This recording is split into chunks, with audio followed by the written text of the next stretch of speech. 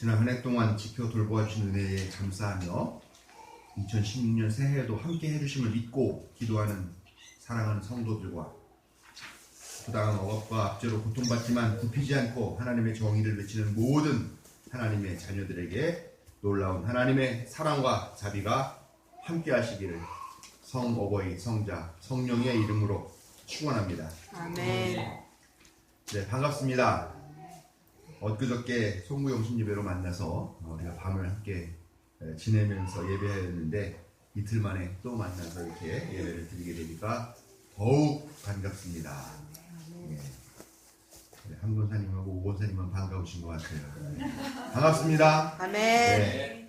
우리 지난 송구영신 예배 때 다 인사했지만 다시 한번 새해 인사 한번 더 할까요? 네, 새해 복 많이 받으십시오. 새해 복 많이 받으세요. 감사합니다. 앞으로 더 자주 만나고 또 새로운 결단으로 하나님이 기뻐하시는 삶을 성실하게 살 것을 굳게 다짐하면서 새해를 맞이하시길 부탁을 드립니다. 무엇보다도 올해는 좀 주의를 잘 좀 지키겠다 하는 그런 약속 우선 필요하지 않나 그렇게 생각을 합니다. 다들 사정이 있으시고 또 여러 가지 가정사나 무슨 또 그 가족사나 하는 여러 가지 일들이 있겠지만 그래도 이 매주일 11시 1시간은 미리 잡혀있는 하나님과의 예배 또 우리 교우들과의 교제 약속 이게 미리 선약으로 잡혀있다 하는 그런 생각들 하시고 이 시간을 좀 목숨 걸고 지켜주시기를 간절하게 부탁을 드립니다. 약속하실 수 있겠습니까? 아멘. 왜 웃으세요? 예, 좋은 뜻으로 받아들이도록 애써보겠습니다. 예, 다 약속하실 수 있죠? 아멘. 네, 오늘 이 자리에 안 계신 분들께도 제가 약속 다 받겠습니다. 오늘 새해 첫 주일 맞이하면서 신년주일 어떤 말씀을 전해야 할까 고민을 많이 했습니다. 근데 계속 어떤 말씀을 전할까 하는데 마음속에 울리는 말씀이 너는 첫 마음 기억하고 있니? 하는 그런 질문이 계속 들리는 거예요, 저한테. 야, 현서가, 너 첫 마음, 목회 처음 하던 때 그 마음 지금 기억하고 있니? 그런 질문이요. 그래서 저도 오늘 여러분들 공동설교 하실 때 여기 올라오셔가지고 편안하게 간증하는 것처럼 저도 이렇게 목회 나온 얘기 간증하듯이 그렇게 좀 편안하게 하면서 말씀 되새겨 보려고 그렇게 합니다. 2000년 4월 첫 주일이었나 그랬던 것 같아요. 제가 신성교회 담임자로 처음 왔던 때가요. 좋은 만남교회 전 이름이 신성교회 제 사촌 형이 담임 목회를 한 6년인가 7년째 그렇게 하고 있었던 걸로 이렇게 기억을 하고 있습니다.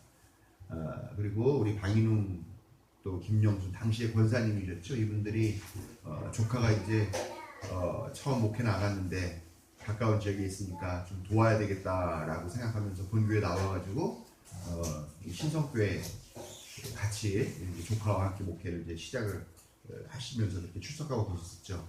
그러다가 2000년도 들어서 사촌 형이 캐나다로 유학을 가겠다고 갑자기 그런 마음이 굳혀지면서 유학을 떠나게 됩니다. 그래서 이 교회를 사임하게 되면서 누가 좋을까 그러다가 제 사촌 동생이 아주 유능하고 독하고 공부도 잘하고 그런 사촌 동생이 신학대학교 졸업했는데 마침 우리 방인웅 권사님, 김영순 권사님의 자제다. 그렇게 돼서 이제 제가 와서 처음 스카우트 받아가지고 와서 그렇게 표정들이 안 믿으시는 표정인데 진짜 스카우트 된 거 맞습니다. 그렇게 해서 첫 주일을 예배를 드렸던 그런 기억이 납니다. 그때 다들 뵙고 사진도 찍고 그랬는데 그리고 그 몇 주 지나니까 갑자기 사람들이 반으로 팍 줄었어요.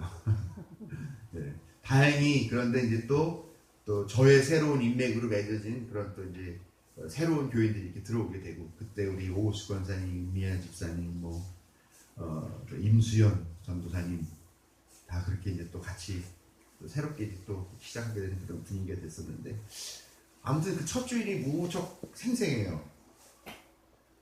하나님 부르심 받았다고 제가 확신을 했어요. 26살, 5살 이때쯤에 군대 갔다 와서 늦은 나이에 하나님 나를 부르시는구나 생각하고 1년 반 동안 진짜 새까만 동생들이랑 같이 그 예일여고 사거리에 있는 학원 수강 종합반 다니면서 막 열심히 공부를 했는데 첫 해에는 한 3개월 정도 공부를 했는데 성적이 잘 나왔는데 내신이 워낙 고등학교 때 공부를 그때 이민 간다고 그래가지고 공부를 안 했거든요. 근데 내신이 안 돼서 떨어졌죠. 한 해를 더 공부를 하게 됐죠. 그런데 이제 다행히 점수도 괜찮게 나온 데다가 그때부터 또 내신을 졸업한 지 오래된 사람 바꿔준다 그래가지고 제 1등급이 돼가지고 장학금 받고 이제 학교에 입학을 하게 된 거죠. 예. 그래서 얼마나 참 좋았는지. 그렇게 아무튼 공부를 해서 학교에 입학하고 꼬박 5년 동안은 쉬지 않고 계속 공부를 했어요. 그리고 5년 맞제 공부를 하고 이제 1년 더 남았을 때던 그런 시점인데 그때 제가 이 목회 현장에 드디어 나오게 된 거죠. 대학에서 그래도 개혁적인 신앙 또 진보적인 신학 접하고 그러면서 목회 나와서 나는 절대로 그저 뭐 복이나 많이 빌어라 복이나 많이 받아라 라는 그런 목회는 하지 말아야겠다라는 그런 막연한 생각들 가지고 목회 현장에 나왔던 것 같고요.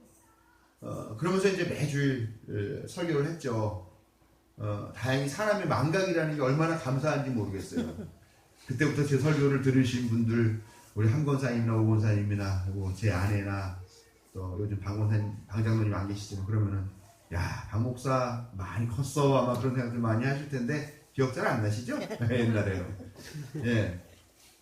아무튼 그런 설교를 했어요. 뭐 무슨 다른 목사님들 설교 그런 것도 듣지도 않고 그런 책도 보지도 않고 그냥 내가 하고 싶은 얘기 막 했어요.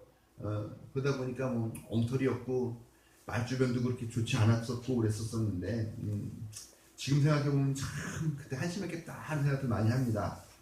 제가 이간태 목사님 처음 왔을 때나 남이평 전사님 설교 이렇게 하는 걸 들어보면 야 아무리 전도사고 아무리 초년이지만 설교 저렇게 못하냐 아유 하고 혀를 그렇게 솔직히 찼어요.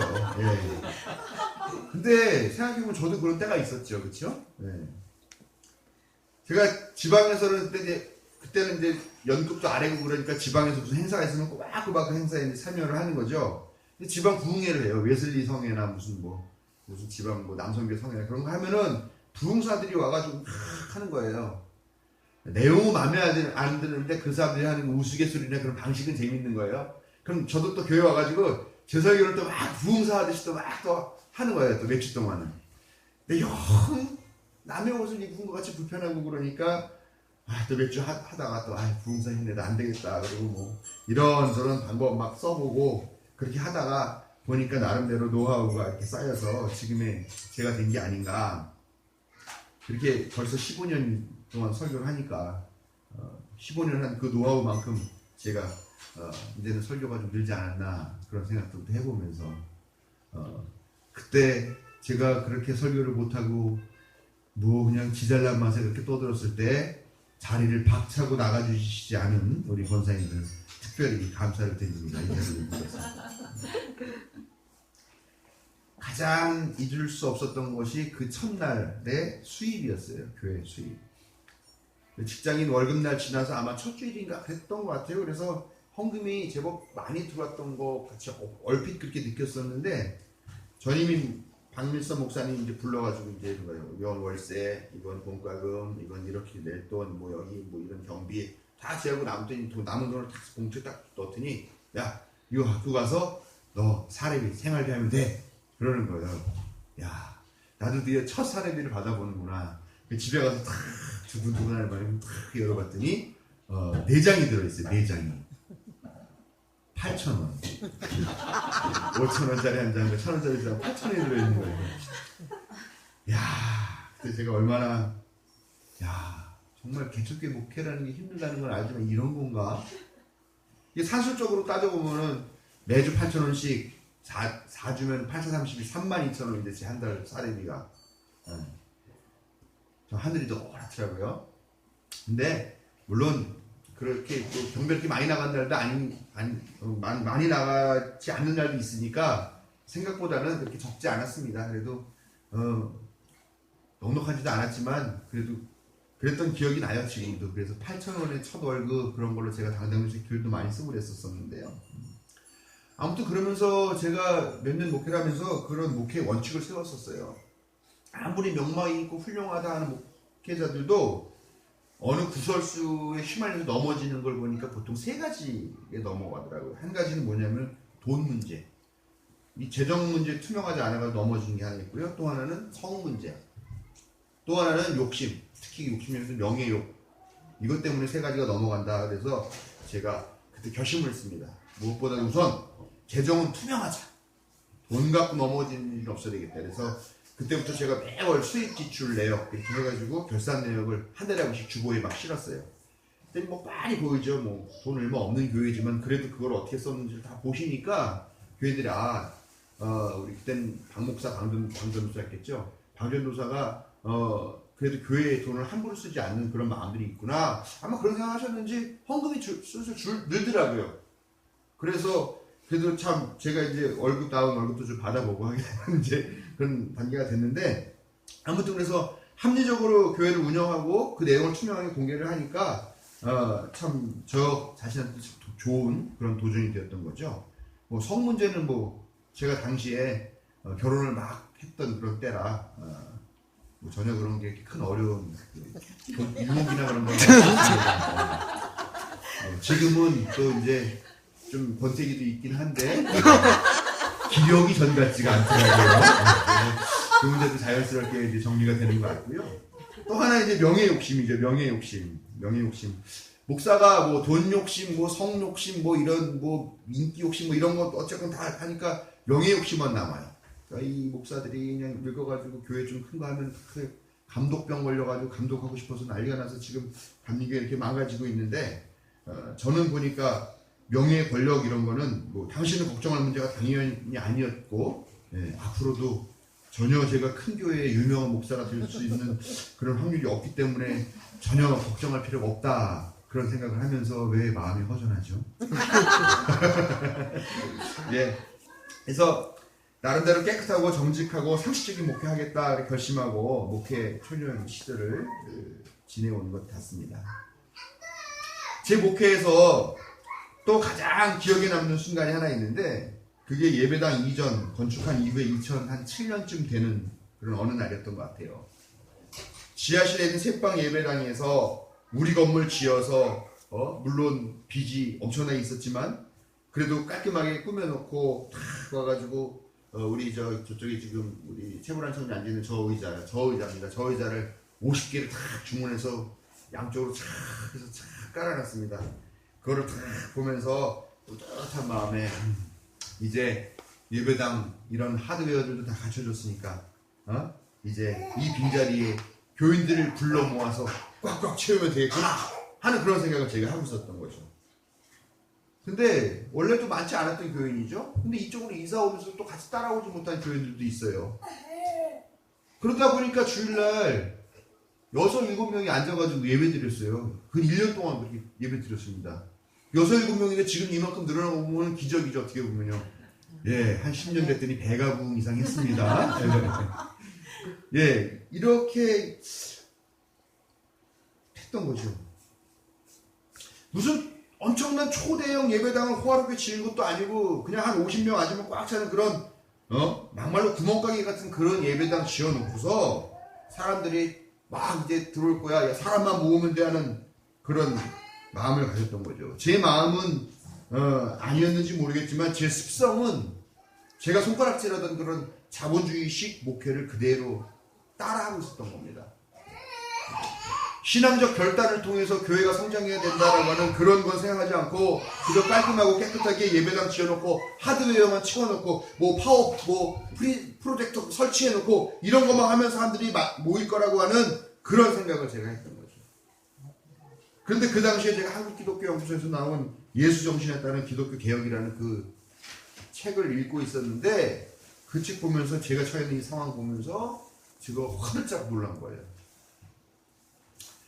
내가 하나님의 부르심을 받아서 목사가 됐는데, 목사가 된 것이 낮고 천한 사람들을 섬기며 사랑과 정의, 평화의 하나님 나라를 만드는 그 예수 그리스도의 그 길을 공감하고 그 길을 따라가서 예수처럼 살기 위해서 목사가 됐던 것인지, 아니면은 세계 4대 고등 종교라고 하는 기독교 개신교회에 비록 구멍가게만한 그런 예배당이지만 종교 행사장 하나 딱 맡아서 그거 운영하면서 거기에 사람 모으고 또 사람 채우는 그런 재미 때문에 좋은 말로 말해서 마케팅 잘하는 CEO가 되고 나쁜 말로 말해서 구멍가게 주인 되려고 내가 목사가 됐느냐 하는 이런 질문이 제 스스로에게 확 드는 순간에 제가 화들짝 놀란 겁니다. 저는 어떤 종교 시스템의 건물지기나 아니면 어떤 종교 교단의 지부장이나 분회장이나 하려고 하는 그런 역할을 하려고 목사가 된 것이 아니라 예수님이 이 땅에서 보여주신 사랑과 자비, 나눔의 삶, 정의와 평화의 삶이 바로 인류 구원의 유일한 길이라는 것을 믿고 그 길을 함께 갑시다! 라고 사람들에게 말하고 권하고 알려주고자 목사가 된 것이라는 사실을 새삼스럽게 되새기는 그런 순간이었다는 겁니다. 학교 다닐 때는 적극적으로 많은 활동을 하기도 했었습니다. 근데 목회 현장에 오니까 그게 쉽지가 않더라고요. 마음만 있었지 몸은 움직이지 않았었는데 제가 이 사건 이후로 이 체험 이후로 보다 적극적으로 사회활동에 관심을 갖고 참된 신앙이라는 것이 교회만 잘하고 교회 안에만 있는 것이 아니라 세상 가운데로 나가기도 해야 되는 거라는 그런 생각 갖고 그때부터 그런 활동에 참여하고 단체 행동에도 관여하게 되는 그런 계기가 되었죠. 2000년 신성교회에 부임한 사건하고 2007년도 예배당 건축하고 목회에 대해서 다시금 생각하게 되었던 이 사건이 제 목회에 매우 중요한 전환점이었고 터닝 포인트였었습니다. 그런데 2016년 이 해도 저에게 중요한 또 하나의 전환점이 되지 않을까 하는 그런 생각을 지금 하고 있습니다. 2010년 이후에 사회기관으로 나가서 교회 목회 일선에서는 어쨌건 한 걸음 빠져 있었고 이제 2016년에 다시 교회 담임 목회자로 되돌아오기로 그렇게 결정이 되고 또 여러분들과 상의를 그렇게 했기 때문입니다. 이 시점에서 제가 과거의 사건들을 다시 복귀하는 것은 역시 처음 그 자리로 처음 그 마음으로 돌아가는 것이 중요하다고 생각하기 때문입니다. 감리교회 목회 경력 저 16년 됐어요. 감리교회에 또 연급이라는 게 있어요. 연급. 전도사 나와가지고 3년 하면 그 다음부터 정회원이 되는데 정 1, 2, 3, 4, 5, 6, 7, 8에서 정 10까지 돼야지.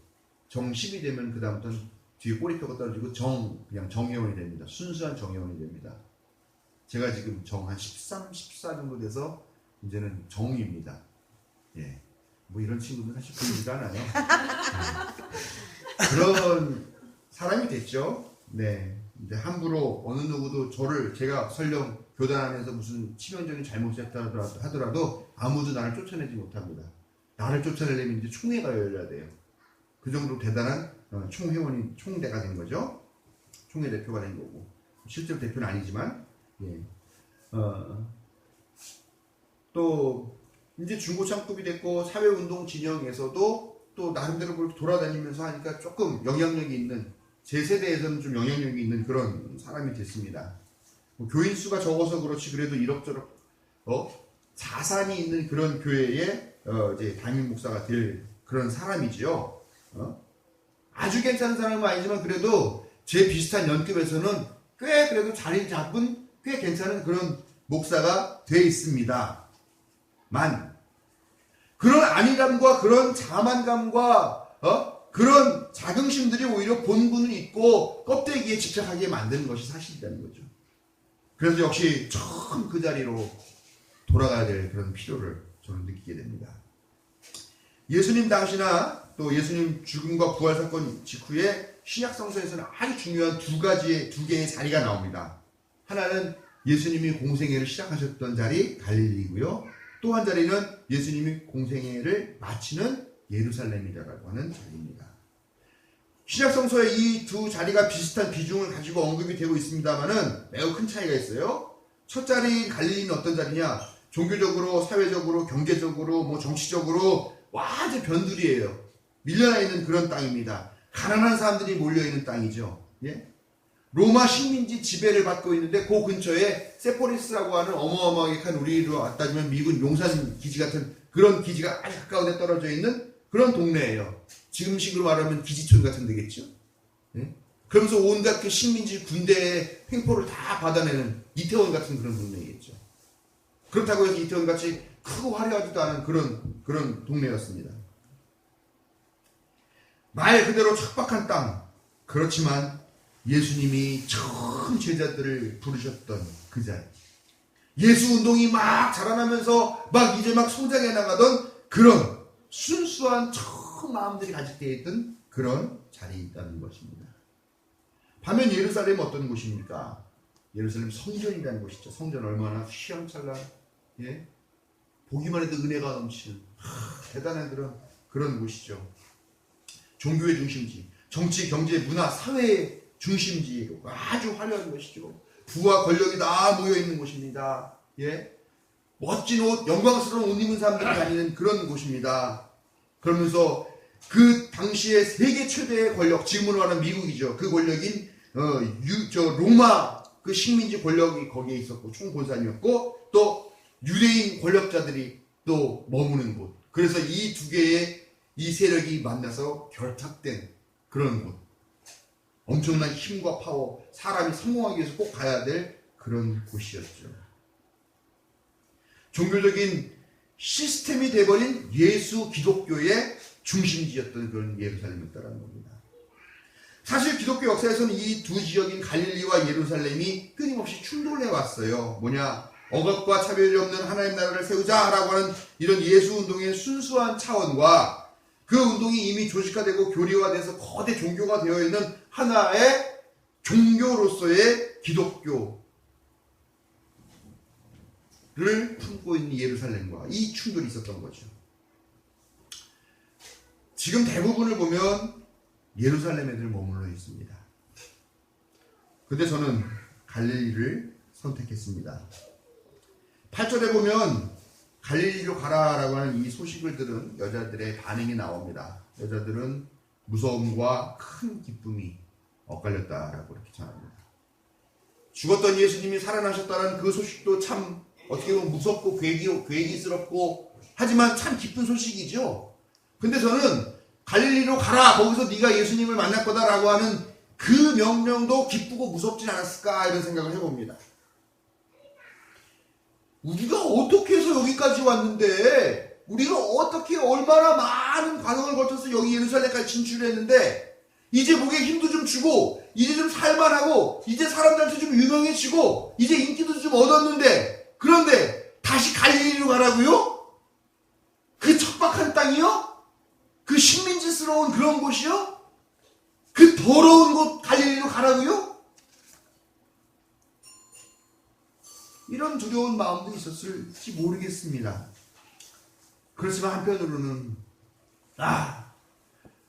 이제 우리가 좀 성장했고 좀 컸다고 내가 지금 좀 변해서 속물스러워졌는데 다시 처음 마음 회복하러 가는구나.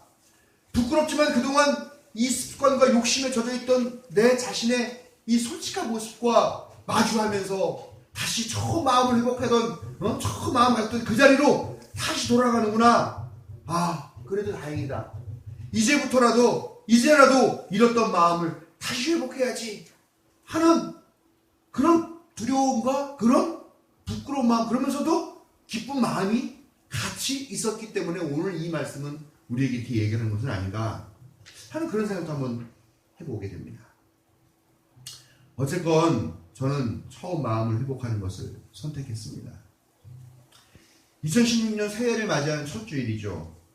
올해를 맞으면서 가졌던 첫 마음 여러분들도 있으실 겁니다. 여러분들도 그 마음 한번 기억해 보세요. 올 한 해를 시작하면서 송구영신 예배 때 어떤 마음 먹으셨는지. 예수님 처음 만났을 때 여러분 그 마음 한번 기억해 보십시오.